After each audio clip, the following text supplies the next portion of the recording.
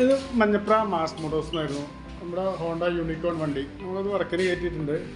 Work പറഞ്ഞു കഴിഞ്ഞാൽ അതിൻ്റെ ചെയിൻ സ്പ്രോക്കറ്റ് മാറ്റാനും, അതുപോലെ ബാക്കിലെ ബ്രേക്ക് ഷൂ മാറ്റുക, എഞ്ചിൻ ഓയിൽ മാറ്റുക, അതുപോലെ ഇൻഡിക്കേറ്റർ വർക്ക് ചെയ്യുന്നില്ല, പിന്നെ ഹെഡ്ലൈറ്റിൻ്റെ ഒരു പോയിന്റ് വർക്ക് ചെയ്യുന്നില്ല, പിന്നെ വാട്ടർ സർവീസ്. ഈ ഒരു വർക്കിനാണ് കയറ്റിയിരിക്കുന്നത്. നമ്മൾ ജന സർവീസായിട്ട് ചെയ്യുന്നില്ല, കസ്റ്റമർ പറഞ്ഞ വർക്കാണ്, അത് മാത്രമേ നമ്മൾ ചെയ്യുന്നുള്ളൂ. അപ്പോൾ അതായത് ചെയിൻ സ്പ്രോക്കറ്റ് മാറ്റാൻ വേണ്ടി അയച്ചിട്ടുണ്ട്. നമ്മൾ ചെയിൻ സ്പ്രോക്കറ്റ് നമുക്ക് മാറ്റുന്നുണ്ട്.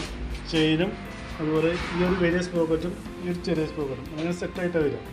നമുക്ക് ചെയിൻ സ്പ്രോക്കറ്റ് മാറ്റണം. ചെയിൻ സ്പ്രോക്കറ്റ് മാറ്റുന്ന കൂട്ടത്തിൽ തന്നെ അതിൻ്റെ വീൽ റബ്ബർ, ഡാമ്പർ റബ്ബർ പറയും, അതുകൊണ്ട് അത് ചെറിയ റബ്ബറൊക്കെ പൊട്ടിയിരിക്കണം. ഈ സൈഡുണ്ട്, ഇതൊക്കെ കണ്ടു കഴിഞ്ഞാൽ പൊട്ടിയിരിക്കണം.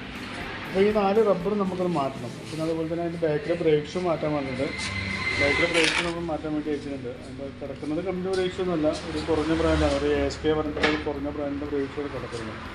അപ്പോൾ നമുക്ക് ബാക്കിലെ ബ്രേക്ക് ഷൂ മാറ്റണം. പിന്നെ അതുപോലെ അതിന് വേറൊരു കംപ്ലൈൻറ്റ് പറഞ്ഞാൽ ബാക്കിൻ്റെ ഈ ഒരു ഹബിനുണ്ടാവും, അത്യാവശ്യം നല്ല രീതിയിൽ സ്ക്രാച്ച് ആയിട്ടുണ്ട്. ശരിക്കും പറഞ്ഞു കഴിഞ്ഞാൽ ഇത് നമുക്ക് ചിലപ്പോൾ സ്ലീവ് ഇറക്കുകയോ ലെയ്ത്ത് കൊടുത്തിട്ടൊന്ന് സ്ലീവ് ഇറക്കി റീസെറ്റ് ആക്കുകയായിരിക്കും ഏറ്റവും നല്ലത്. എന്താ പറഞ്ഞു കഴിഞ്ഞാൽ നമ്മളിപ്പോൾ പുതിയ ബ്രേക്ക് ഷൂ ഇട്ട് കഴിഞ്ഞാലും ചിലപ്പോൾ സൗണ്ട് വരാൻ ചാൻസ് കൂടുതലാണ്. അപ്പോൾ തൽക്കാലം നമുക്ക് പുതിയ ബ്രേക്ക് ഷൂ മാറ്റിയിടാം. അടുത്ത ആ ബ്രേക്ക് ഷൂ തേയ്മാനം വരുമ്പോൾ നമുക്ക് ഇതിലൊരു സ്ലീവ് കൂടി ഇറക്കിയിട്ട് വേണം റീസെറ്റ് ആക്കാൻ. നമുക്ക് 2 ദിവസം സമയം വരുന്നതാണ്, അത് ലെയ്ത്ത് കൊടുത്തിട്ട് വേണം ചെയ്യണമെങ്കിൽ. അപ്പോൾ തൽക്കാലം നമുക്ക് ആ പുതിയ ബ്രേക്ക് ഷൂ മാത്രം മാറ്റിയിട്ടൊന്ന് റീസെറ്റ് ആക്കാം കേട്ടോ. അതുപോലെ ആ ചെയിൻ സ്പ്രോക്കറ്റ് മാറ്റുന്ന കൂടി തന്നെ അതിൻ്റെ സീന് വണ്ടി ഓടിക്കുമ്പോൾ ടെസ്റ്റ് ഡ്രൈവ് നടത്തുമ്പോൾ കണ്ട ഒരു കംപ്ലൈൻറ്റാണ്. വണ്ടി നമ്മൾ കൈ കൊടുത്ത് പോകുമ്പോൾ വേണ്ട ആക്സിഡൻറ്റായിട്ട് കുറച്ച് കഴിഞ്ഞാൽ വണ്ടി നമ്മൾ ആ ഫുട് ടെസ്റ്റിൻ്റെ അവിടെ നിന്ന് ചെറിയൊരു വൈബ്രേഷൻ കാണിക്കും. അതിന് കംപ്ലൈൻറ്റ് പറഞ്ഞു കഴിഞ്ഞാൽ ഈ സിംഗാമിൻ്റെ ബാരിങ് പോയിരിക്കുകയാണ്. ഇവിടെ ഇതൊരു സിംഗാം യൂണിറ്റാണ്. അപ്പോൾ അതിൻ്റെ ഒരു നീഡിൽ ബാരിങ്ങാണ് വരിക, അതിൻ്റെ ഒരു കംപ്ലൈൻറ്റ്. അത് നല്ല രീതിയിൽ ഷേക്ക് കാണിക്കുന്നുണ്ട്. ഇതിൻ്റെ അത് മാറ്റിക്കഴിഞ്ഞാലാണ് ആ ഷിവറിങ് മാറുള്ളൂ. അത് മാറ്റിയില്ലാന്നുണ്ടെങ്കിൽ നമുക്ക് ചെയിൻ സ്പ്രോക്കറ്റ് പെട്ടെന്ന് കംപ്ലൈൻറ്റും കാണിക്കട്ടോ. കയ്യോടെ അതുകൊണ്ട് നമുക്ക് മാറ്റേണ്ടി വരും. നമ്മളതിൻ്റെ എഞ്ചിൻ ഓയിൽ മാറ്റാൻ വേണ്ടി അയച്ചിട്ടുണ്ട്. അപ്പോൾ നമ്മൾ എഞ്ചിൻ ഓയിൽ കൂടി മാറ്റുന്നുണ്ട്.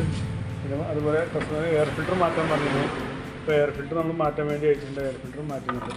പിന്നെ ഇൻഡിക്കേറ്ററിൻ്റെ ഒരു കംപ്ലൈൻറ്റ് പറഞ്ഞിട്ടാണ്. ഇൻഡിക്കേറ്റർ കംപ്ലൈൻറ്റ് കാണിക്കുന്നത് ഈ സ്വിച്ചിൻ്റെ കംപ്ലൈൻറ്റാണ് കേട്ടോ. ഈ ഒരു സ്വിച്ചിൻ്റെ കംപ്ലൈൻറ്റാണ് നമുക്ക് ഇൻഡിക്കേറ്റർ വർക്കിംഗ് ആവാത്തത്. ആ സ്വിച്ച് മാറ്റി കഴിഞ്ഞാലാണ് ഇൻഡിക്കേറ്റർ കറക്റ്റ് വർക്കിംഗ് ആവുന്നത്.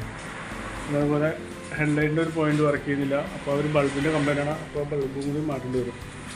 ഇത് ഓടിക്കുമ്പോൾ ഒരു കംപ്ലൈൻറ്റ് ഫ്രണ്ടിൽ നിന്ന് വീലിൻ്റെ ഒരു ബെയറിങ് കംപ്ലൈൻറ്റ് കാണിക്കുന്നുണ്ട്. അത്യാവശ്യം നല്ല രീതിയിൽ വീല് ഷേക്ക് കാണിക്കുന്നുണ്ട്. അത് ബെയറിങ്ങിൻ്റെ കംപ്ലൈൻറ്റാണ്. അത് ബെയറിങ് മാറ്റി കഴിഞ്ഞാലാണ് ക്ലിയർ ആവുള്ളൂ കേട്ടോ. അപ്പോൾ ബെയറിങ്ങൊക്കെ ഒന്ന് മാറ്റണമെങ്കിൽ ഒന്ന് പറഞ്ഞാൽ മതി. പിന്നെ വാട്ടർ സർവീസ് അതുകൊണ്ട് ചെയ്യാൻ പറയുന്നു. അപ്പോൾ ഞാൻ പറഞ്ഞ നിലവിൽ വരുന്ന വർക്കിൻ്റെ ഒരു എസ്റ്റിമേറ്റ് പറയാം. അതിൽ സിംഗാം ബെയറിങ് കൂടി ഉൾപ്പെടുത്തുക. സിംഗാം ബെയറിങ് മാറ്റാതെ ചെയിൻ സ്പ്രോക്കറ്റ് മാറ്റിയിട്ട് കാര്യമില്ല, അതുകൂടി മാറ്റി കഴിഞ്ഞാൽ ക്ലിയർ ആവുള്ളൂ. അതിൽ വീൽ ബെയറിങ്ങും എല്ലാം കൂടി ഉൾപ്പെടുത്തിയിട്ടുള്ളൊരു എസ്റ്റിമേറ്റ് പറയാം. നോക്കിയിട്ടൊന്ന് റിപ്ലൈ ചെയ്താൽ മതി കേട്ടോ. ഓക്കെ.